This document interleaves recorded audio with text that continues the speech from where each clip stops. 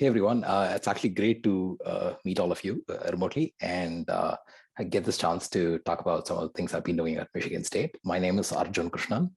I'm an assistant professor in Michigan State in two different departments, computational math, science, and engineering, and in biochemistry and molecular biology.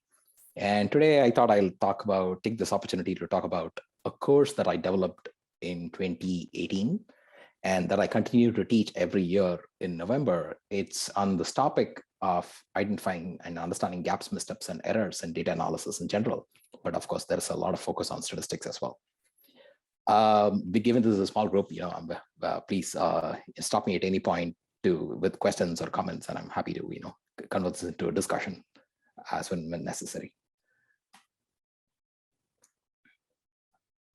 All right, so first I just want to acknowledge my group, because in my group, we do biomedical data analysis, and these are the stars of the group from postdocs to undergrads to grad students and high school students too. And what we do in this group is to essentially try and understand how to connect the genotype to the phenotype, which is essentially the problem that all biomedical scientists are working on. So the perspective that we bring to this problem is to say that, can we take advantage of massive amounts of publicly available genetic, molecular, and text data, and then use that to build models and predictions and gain insights about various things related to health and disease. And the way we do this is to develop algorithms, make sure they work on high performance computing infrastructure, and we also release software and web servers so that biologists and computer scientists can use this to complete this loop. Okay, so this is a broad research area. And in this area, one of the things that is super interesting is this massive rush of data has somehow also brought into focus how much we need to rethink about the classical data analysis framework itself. So for example, this is a picture that I got from a review, and it basically talks about the cycle of how we go about doing scientific studies. This is to perhaps generate hypotheses, design study, conduct study, and collect data, analyze the data, test the hypothesis, interpret results, and publish the results, and then keep going in this direction. But however, if we think of this in the modern era, where we have access to a lot of software and a field of tools and tremendous amounts of data, then a bunch of problems come into focus also, which is that where it is very easy when we generate hypotheses to, example, fail to control for biases, and also generate too many hypotheses because we have lots of data. And also in study design, it is possible to generate, design studies with very low power, which is also traditional, but also not consider confounders, which is again problem with massive amounts of data. And then when we conduct studies and collect data, there's always this issue of quality control, but also not recording all the metadata that is related to the data that we collect. And then in hypothesis data testing, there is also this idea of exploration, where we explore many hypotheses and then try to figure out which one is the better one, or test many different statistical tools, because it's very easy to run them using software, then find out which one is better, and then report maybe selectively what we find. And then of course there is this issue of p-hacking, or exploring multiple tests and ignoring base rates, for example. And then ultimately this idea of that these algorithms give us, or methods give us outputs, and then the question is how are we going to communicate this results of these analyses as clearly and transparently to other scientists and to the general public. And that is where we have issues with visualization challenges, publication bias, which also plays a role here, and also lack of holistic analysis. And then in the middle of all this is we have widespread issues with replicability and reproducibility. This is when is somebody else able to replicate the findings by using their own data, or is another scientist able to reproduce everything that we did by essentially repeating everything that we did on the data set that we collected, right? And using our code and methods. The issue is in sort of training for understanding all these concepts is that, we want to live between these two polar opposites of approaches to data analysis. The one approach is what Ernest Rutherford said, that if your experiments need statistics, you ought to have done a better experiment. So clearly that's one polar end. That's, and then the other end is that they use statistics as a drunken person uses lampposts for support rather than illumination. So this is the other end. So we don't want to be in either end. We want to be in somewhere in the middle and then be able to make these choices as we go based on our requirements. And then, of course, this famous thing that Richard Feynman said is also that when we do our own experiments, explore our data, we are the easiest people to fool in terms of what we convince ourselves or what biases we go in with when we do data analysis. Okay, now what I'm claiming here is that there's actually a hidden curriculum in data analysis. I think all of us will totally agree with this, right? And there are a bunch of things that students who have also already taken basic statistics or even slightly advanced statistics courses are actually not learning in any of these traditional courses. And this is how to deal with novel research questions and new complex data sets. And this essentially boils down to, what are the practical definitions of various concepts and what are the relationships between these concepts? When and why are they applied in certain situations and not others? What is a robust sequence of analysis when you apply them to data? How do you judiciously interpret results? And how do you clearly and transparently communicate findings? These are topics that are not taught well in traditional courses. Okay. What students do, which is, I think I already heard a couple of you say this, is that most students piece together a mental model of what is acceptable, standard, or best practices in their field based on bits of information that they collect through their journey, either from their mentors, their peers, and often by reading method sections of papers, saying, oh, maybe I keep seeing this in papers, maybe this is a good thing to do, right? So this is all very ad hoc up to this point. The second issue is that sadly, there is also plenty of intention behind these known issues. What I mean is that, for example, biostatisticians and data analysis commonly receive questionable requests. This is from very good studies that have already been conducted. These are requests from people to essentially alter the data in some way to support the hypothesis they already had, or interpret the finding based on some expectations, not report missing values, or ignore violations of assumptions. And as you can easily imagine, these requests are reported even more frequently with younger analysts or younger statisticians, which means that trainees are pressured by PI or collaborators to produce positive data, positive results. And the pressure to publish and influence the way where they want to publish or how much, at what rank, totally influences how they report the data. Okay, right. So what I decided to do was to say, maybe we just try and attempt at sort of addressing this, filling this hidden curriculum by devising a new course to sort of, as much as possible, formalize all these ideas. Okay. So what I did in about 2018 over summer was to essentially design this course called Gaps, Missteps, and Errors in Data Analysis. And it is actually an advanced short course. And I will tell you why it's advanced in a second. The idea is to discuss common misunderstandings and typical errors in practice of data analysis, and to provide a mental toolkit for critically thinking about analytical methods and results. What this means is that even if they are not doing the analysis, but they're reading papers, there is a mental toolkit one needs to be critical about what they read in terms of a data analysis, right? So those things. And what is the way it has spawned over the years is very interesting. So this is cross-listed across a bunch of departments, including CMSE and BMB, which are my two. And then it's attended by advanced undergraduates, grad students, and then lots of postdocs, staff scientists, and faculty members also started expressing interest. So the class is a mix of all these people. And then we have discussions about all these things with people at multiple levels. So that's been very interesting. The prerequisites that I decided for this course is two things. One is familiarity with basic statistics and probability, which means that the class is not designed to teach them statistics or probability for they introduce these concepts. I expect them to have already taken a class in statistics. Although, all of us maybe know that, statistics classes are probably one of the most boring ones because they sort of slide after slide of, formulae and all that stuff.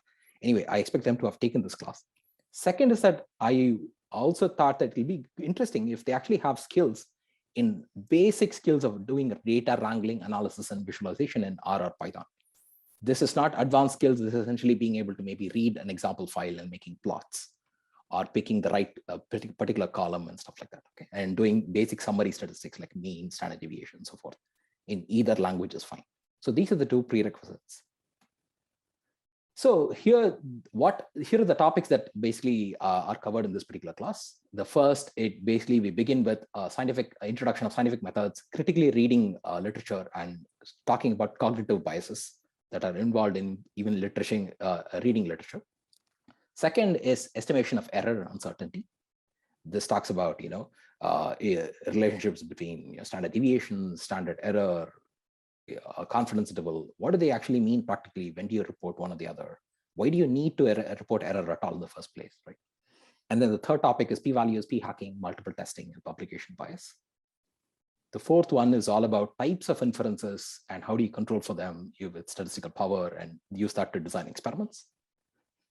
The fifth one is about both in terms of experimental design and analysis. How do you deal with pseudo replication? The fact that we assume that there is replication, but there is not enough replication because of all these confounding variables. And then we talk about, circular analysis, regression to the mean, and sampling biases. And then the seventh topic is super interesting. It's basically completely rethinking about many of these topics that we discussed from the Bayesian point of view, where we talk about base rates, conditional probabilities, and how do you do Bayesian reasoning to interpret many things that we see even in newspapers or reports about COVID and normal stuff, right? And then the ninth one is about measuring association and continuous big data. And the ninth one is, what are the issues with high dimensional data sets when you have too many features or too many examples? And how do you, and we keep seeing even papers that talk about, I built a machine learning model and here's what I predicted. How do you even critically think about predictive models in the first place, right? Even when we read them. And the 10th one is about challenges in data analysis, presentation, and communicating statistics. The 11th topic is essentially principles for effective data management, analysis, and sharing. The last one is about code management, sharing, and reproducible research. Okay, so these are the 12 topics that are covered in this class. It's a very short class actually, but so it's packed with a lot of information. The way we do the class is that we have lectures, and I give these lectures, but in the middle of these lectures, there's a lot of discussion going on where I basically post lots of questions and ask students to take a shot by themselves or by working in a group. And then we basically progress through these topics. And then what I also have is our coding assignments, where part of it is done in class, and then that same assignment is taken outside class as a homework. And the homeworks are essentially, many times include an R Markdown notebook or a Jupyter notebook for the same problem. Okay, and I'm going to give you some examples in a second. So they will also be doing coding. So to give you, maybe this is a natural pause. Are there any questions at this point? If not, if there are questions, please feel free to unmute yourself and then ask me. Otherwise, I'll keep going. All right. So I want to give you some flavor of what we're talking about. So I want to pick some of these topics. So let me pick p-value, p-hacking, multiple testing, and publication bias, because many of us are familiar with this idea. So one of the questions that is very popular in this class is to post this question. So let's say there's a study. If a drug is effective in reducing symptoms of a particular disease, this is what the study wants to find out, right? So what I basically ask students is that remember, these are students who have already taken a statistics class, and they are actually doing analysis for their own research, right? So basically, they would have already heard what a p-value is, right? So I basically ask them, in this context, which of the following actually defines what a p-value is? Do all of you want to take a shot at this? So the choices are, the first one is p-value tells you the amount of evidence, or it tells you the strength of the effect, or it is 1 minus how much the outcome is actually important. And the fourth one is that the probability that a selected drug that has been selected ultimately because of the study is actually not effective against the disease. Okay, all right, okay. So I get how says most faculty are going to get this wrong too, right? Okay, so how do any of you want to take a shot at this? Okay. All right, so if you're thinking about choices, basically many students sometimes say things like amount of evidence or strength of effect, but then many students who've actually thought about this a little bit will basically pick number 4, the probability that a selected drug is actually not effective against the disease. However, the answer is that none of this is correct. Okay, so this is where the p-value discussion starts. And so essentially, this gives us a chance to talk about what does it mean to do a study when you actually collect data. The point is that, let's say in this particular case where you have drug and no drug, whether the drug is effective or not, you are always going to see some difference between the two groups. The question is whether the difference is large enough to indicate a real effect or not. So we begin this discussion this way, and I give them some actually, a toy data to play with. And then what they do is I tell them actually, we come up with a test statistic. It doesn't mean a t-test or something. It can be anything, maybe the difference between the two means and whatever it is. They will come up with a test statistic using the observed data. And then what we do as a group is to actually repeat the following, right? Where we say, okay, we're going to think about the null hypothesis in terms of a null distribution, which basically says that what are all the possible values that test statistic can take when there is actually no effect, right? And then we try to do this. What we do, the way we do this is to randomize the individuals between the two groups and then record the test statistic and plot a distribution. So then students understand that, for example, even when there is really no effect, the test statistic can take a range of values, just that each value has different probabilities, right? And then we basically construct a plot like this, and then they take the real observed statistic and place it in this distribution. And then we discuss, okay, now how do you talk about the relationship of this observed value with respect to this entire distribution? And then we slowly arrive at the fact that maybe this area is actually quite interesting. And then we say, talk about how unlikely the statistic is to be as extreme as the observed one. And that basically gives us a very good handle on what the p-value is. And then we basically define the p-value by reverse engineering the definition, where we basically say the p-value is essentially the probability of getting the result that is as extreme as what is observed, essentially everything in this area, if the null hypothesis is true. So you have to first assume that nothing interesting is going on, and then figure out where your observed statistic lies. And that is the p-value. So this gives us a very good way of both in terms of a real data, toy data set, and some logical explanation to work backwards to a definition of a very critical and usually, very commonly used statistic. Okay, I'm going to try and monitor the chat. Let's see. Okay, all right.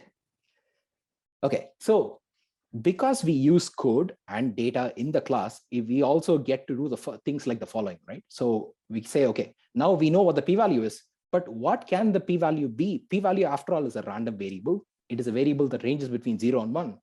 But can it be any value when there is actually no effect? And these are all things that we can actually ask and students can answer within the class. So for example, what I give them is to give them a single distribution of values just from random data.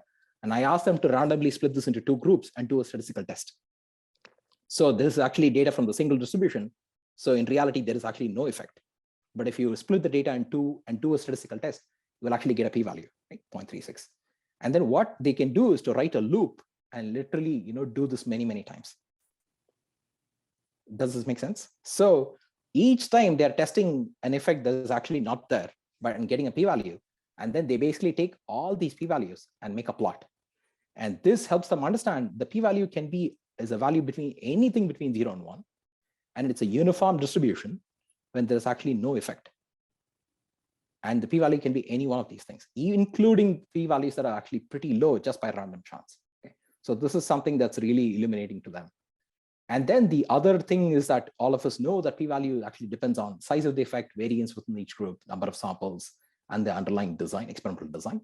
So to actually do this, we again use code to essentially say, I'm going to fix a variable of sample size, effect size, and standard deviation, and then plot the distribution of p-values to simulate what the p-values can look like when there is actually an effect. This is not really effect. So even when there is some effect and the sample size is really small and the variance within each group is quite large, p-values can vary a lot, right? And then, for example, and they then see that as you increase sample size from 5 to 10 to 50 to 100 to 500,000, the only thing that changes is the probability of getting lower and lower p-values increases. So that is what we're doing by increasing sample size or decreasing variance within each group and all that stuff. So they're able to take all these parts and literally play around with them and then see what impact it has on p-values. And that helps them understand these things intuitively. And for example, they make plots like this where all three things are varied at the same time. We vary the effect size, we vary sample size, and then we vary variance within each group. And then every red circle is a significance at some p-value threshold, and then cross is not significant. And this tells them that, for example, looking at this, it also becomes clear that, for example, you can just collect more data to reach smaller p-values. And we talk about what pharmaceutical companies, for example, sometimes do, which is that even if the drug is not giving them enough clinically significant result, they can just collect more data And then when you collect more and more data and increase the group sizes, even small differences can turn out to be pretty significant. So they can also actually walk through examples like this. The other aspect many of us know is the issue of testing many hypotheses at the same time. So again, what we do is to actually test this in the class. We take a single distribution, and then we find out how many times do you have to randomly split this distribution into two, and then test p-values, and then see how many times do you have to do this until you get a significant result. Okay.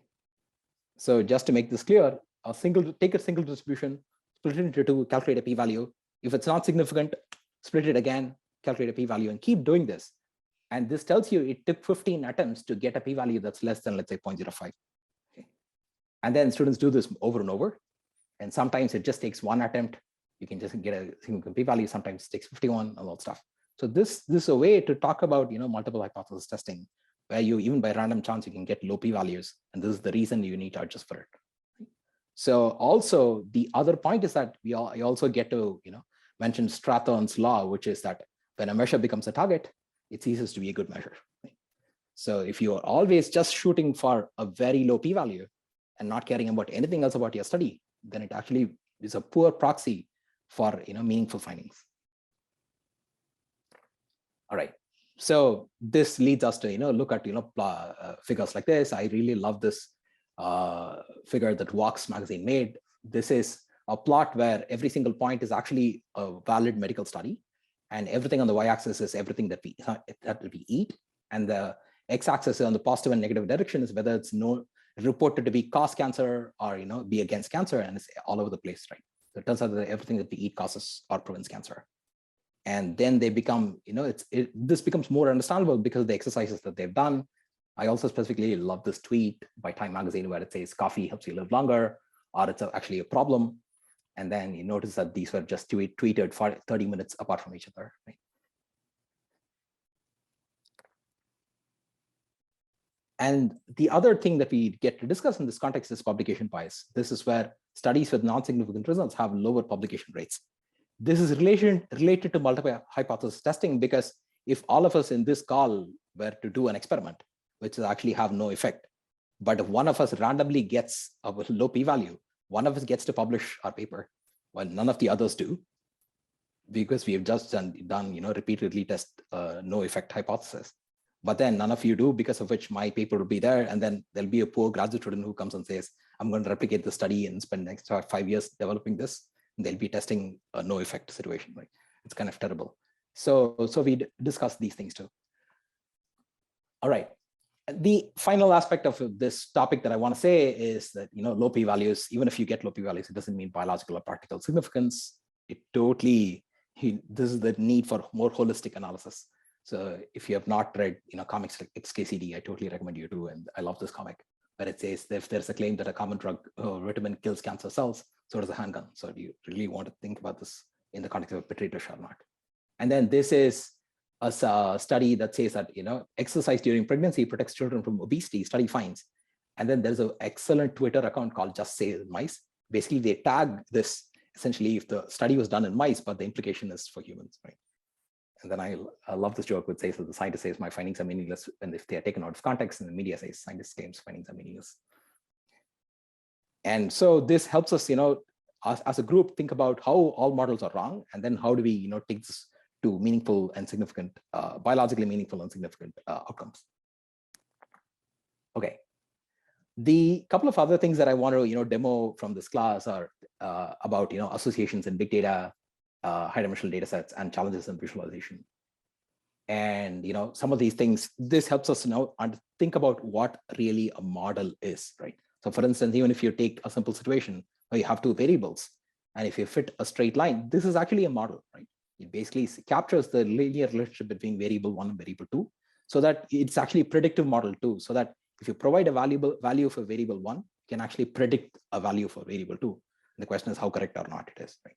So even such a simple model can be derailed by many aspects about the underlying data. So for instance, this is actually an outcome from a real study where a paper was published in about, I think, 1977 or something, where they reported a strong negative association between voter turnout and income inequality. And then 3 years later, somebody took the same data and just made a plot. And then it turns out that this entire negative relationship is driven by the single data point, South Africa. And otherwise, actually, there is no relationship between these two. And even before this, making this plot and sort of bringing this out, there's a lot of discussion about policies as well. So even models can be tricked very easily by extreme and hidden data. Okay. And the other aspect is that models miss patterns they're not developed for in the first place. So which I mean is that if somebody says that there are these two variables, the correlation is nearly zero, in our minds, we think about data that might look like this. However, data that looks like this will also give you a correlation of zero, because we are typically looking for linear correlations or linear relationships, although there's plenty of pattern in this data. And then the third is, of course, that models can very easily find patterns in big data, which means that if you have thousands of variables and for each one of them you have tens of thousands of features that are measured, which is very characteristic of many types of big data, it is very easy to find pairs of associations that are actually very strong, statistically significant, and quite meaningless. Or in this case, who knows whether it's meaningful or not, right? So this is a correlation between the number of people who drowned by falling into the pool and number of films that Nicolas Cage appeared in over many years. And in fact, I also take students to this particular link, which is trends/correlate, where students can actually take their mouse and draw a pattern on the screen. Then whatever pattern they draw, Google can essentially come back with search queries that follow exactly the pattern that the students drew, because they're actually sifting through millions of queries. It's very easy to find one that's quite close. All right. And then finally, we talk a lot about scientific method, literature learning, data management, code management, reproducibility. And in that context, what I wanted to show is one of the things that we do is at the beginning of the class, without even telling them anything about the contents of this class, because they are all students who are interested in research, I asked them to essentially pick a paper that they published or someone in their group published in the last 3 to 5 years, okay? Which means that the research topic is actually interesting to them. And I want to make sure that this paper has at least one figure that contains statistical data analysis. Okay, that's the only requirement. So once they pick a paper like this, what I ask them to do is to complete a checklist at the beginning of this course. And the checklist is very similar to many checklists that many journals are starting to use for data analysis. For example, if you publish in eLife or Nature Methods, you have to basically fill a checklist like this. It basically says, what are the properties of the data and study design? Sample size, collection, choice of samples, and all the stuff. How did one do the data analysis? What is the justification for each test, questions, assumptions? And have you described this in a reproducible manner? How is the data reported, in terms of definitions of methods and measures? And then finally, is all the data available and the code available for somebody else to reproduce it? These are all the key components of many modern reproducibility checklists. So students complete this at the beginning, and then they take this entire course, and then they go back and do the same checklist again at the end. And we talk about how much their understanding of many of these aspects has changed because of this course in the context of a research problem they are actually interested in. Okay. And then we do a lot of reflection in this context. I don't want to belabor this point too much, but some of the other things that I want to talk about, that we talk about in this class, is because we focus on reproducibility, I try to get to the nuts and bolts of reproducibility, which is right from how do you organize all your data and code within your computer in a structured manner. There is an excellent paper by Bill Noble, and I essentially build on top of it, essentially, what I'm talking about. So this is my organization, for example, right? We talk about data, source, bin, and all the stuff, and then I give them specific guidance on what goes into each of these folders. This is a suggestion that they can sort of build on, which talks about, for example, so I'm not going to flip through this anymore. But for example, in the context of data, one of the things that we talk about, of course, is giving them meaningful names, interpretable names, and computable names, and not to tamper with original files at all whatsoever, to always get into this habit of writing scripts that take them from the original data and through various steps, and try to automate this as much as possible by writing scripts, and then also to document everything. And then I talk about the same thing in the context of code as well, which is to write code for both computers and humans, which involves giving everything descriptive, interpretable names, comments, and imports and exports and all the stuff, and also writing programs that are general purpose where specifics about everything of the analysis is sort of described outside rather than inside, and then eliminating effects between unrelated things. And then we talk about this entire philosophy of code development, where you can write code in a sequence so that you can actually test the code at every single point in your development, rather than trying to write a bloated piece of code that has 10,000 lines, but can be tested only at the end. Right? And we also talk about how to reuse code that is actually publicly available, maybe code that one copied from Stack Overflow, or maybe that code that somebody got from published in a software. How do you go about understanding this by writing detailed comments, and also thinking about license, reuse, how do you acknowledge borrowed code, and so forth. Okay, so this is all, this is the summary of what I've been doing up to this point. Right now, what I'm working on is, I just completed teaching this course 1 week back for this year. I'm working on formalizing this curriculum as much as possible, and writing a series of blog posts, and developing more learning resources around these topics. There are some lecture notes, but I also like to do videos, code set problems, and external resources, and then try to convert this into an online course. There is also another course that I teach in spring, which is computational biology and bioinformatics, which is all about the inner workings of algorithms, along with this one. And another community that I closely work with, and I want to give a really big shout out to, is Our Ladies East Lansing. They're a terrific grassroots group of more than 600 members. And this is a great space for women and gender minorities to present, learn, discuss anything related to R and data science. And finally, I just want to acknowledge my group again for all the good work. They are doing all the research work that we do, which is 99% of all the time that I spend. And the 1% of the time, and the little bit of time that I spend on teaching and all that stuff is what I talked about. And here are a bunch of links that might be useful to you. And especially I want to point out this link, bit.ly Arjun_talk, which is where you can go to and give me some feedback on this talk in case you want to do this offline. Otherwise, I'm very happy to take questions. Thanks.